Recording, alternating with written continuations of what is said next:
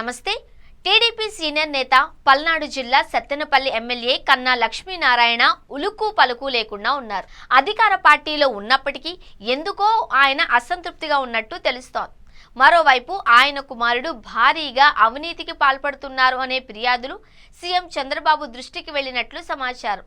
ఈ నేపథ్యంలో కన్నా లక్ష్మీనారాయణ రాజకీయంగా ఉనికి లేకుండా ఉండిపోవడం ఆశ్చర్యం కలిగిస్తోంది. కన్నా లక్ష్మీనారాయణ ఒకప్పుడు కాంగ్రెస్ సీనియర్ నేత, వైఎస్ఆర్ కేబినెట్లో మంత్రిగా పనిచేశారు. వైఎస్ఆర్ మరణం, ఆ తర్వాత రాష్ట్ర విభజన నేపథ్యంలో ఏపీ రాజకీయాలు మారిపోయాయి. కాంగ్రెస్ సీనియర్ నాయకులు తలో దారి ఎంచుకున్నారు. కన్నా లక్ష్మీనారాయణ బీజేపీలో చేరారు. ఆ తర్వాత 2019 ఎన్నికల సందర్భంలో వైసీపీలో చేరడానికి ఏర్పాట్లు చేసుకున్నారు. తెల్లవారితే వైసీపీ కండువా కప్పుకోవాల్సిన సమయంలో ఢిల్లీ నుంచి బీజేపీ పెద్దలు ఫోన్. దీంతో వైసీపీ నిర్ణయాన్ని మార్చుకున్నారు. ఏపీ బీజేపీకి అధ్యక్షుడయ్యారు.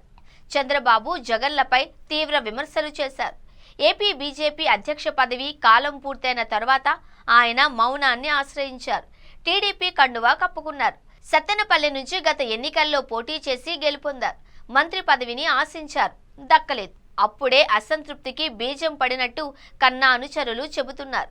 మరోవైపు సత్తెనపల్లి టీడీపీ 2 వర్గాలుగా వీడిపోయింది. కన్నా సామాజిక వర్గం, చంద్రబాబు సామాజిక వర్గం వేర్వేరుగా అధికారాన్ని చెలాయిస్తున్నాయి. తనను అనుమానించే రీతిలో ప్రభుత్వ పెద్దలున్నారు అని కన్నా కినుక వహించారు అని అంటున్నారు. అందుకే కన్నా లక్ష్మీనారాయణ మీడియాకు దూరంగా ఉంటున్నారు. మరోవైపు తనపై తీవ్ర ఆరోపణల నేపథ్యంలో వచ్చేసారి టికెట్ ఇస్తారనే నమ్మకం కూడా ఆయనకు లేనట్టు చెబుతున్నారు. అందుకే కన్నా మనసులో వేరే ఆలోచనలు ఉన్నాయని, అందుకు తగ్గట్టుగానే నోరు తెరవడం లేదు అని చెబుతున్నారు.